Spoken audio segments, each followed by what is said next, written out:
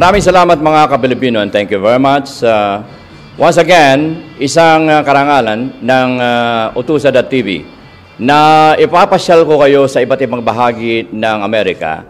And ladies and gentlemen, itong art show na ito ay aalamin natin how it works. And we are going to talk to the Development Director of Space Luna, Maria Lirag Calpito.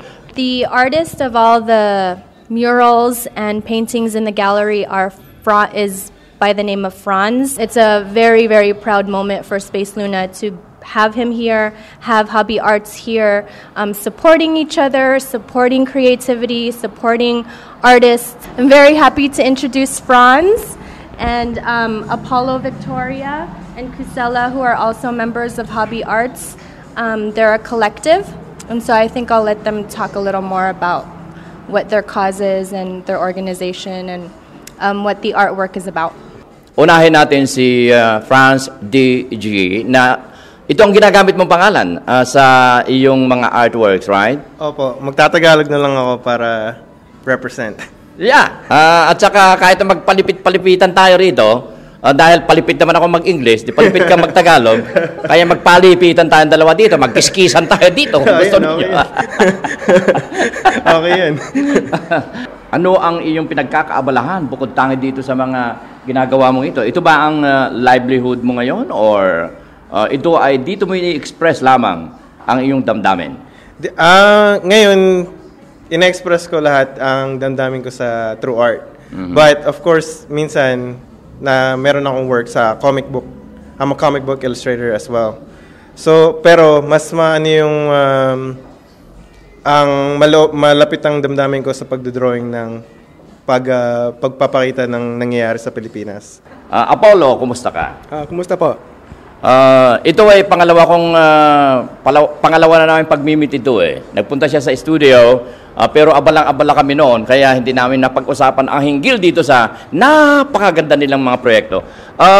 Bigyan mo kami ng backgrounder, itong Hobby Arts, Apollo. Yung Hobby Arts na found ng 2003, kolektibo kami, nagpo-poetry din po kami, meron mga nagpo-photographs, mga writers kami.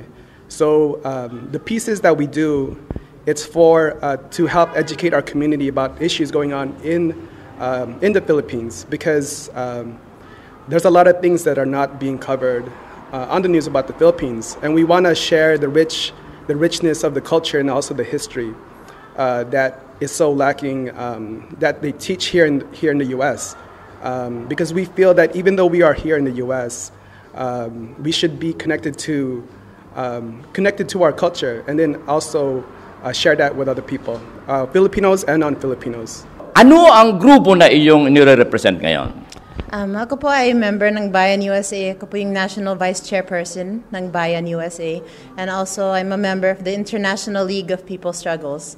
It's an international organization with members from all over the world, more than 400 members in countries like India, Europe, Latin America, and especially the Philippines. Ano ang concentration nyo ngayon sa legal aspect ng pagtulong? Yung gawain po ng Bayan USA, sometimes people ask, may bayan na sa US. There is a Bayan USA here because there are so many Filipinos now sa US dahil sa crisis sa atin. I remember when my mom would say, why do you guys want to care about the Philippines? Umalis kami doon kasi mahirap ang buhay. Why would anybody want to live like a rat? Why do you have to involve yourselves in the politics of our country? Now, let's go back to the art. We are now going to politics. Yeah, these are all politics. Theme is politics, right?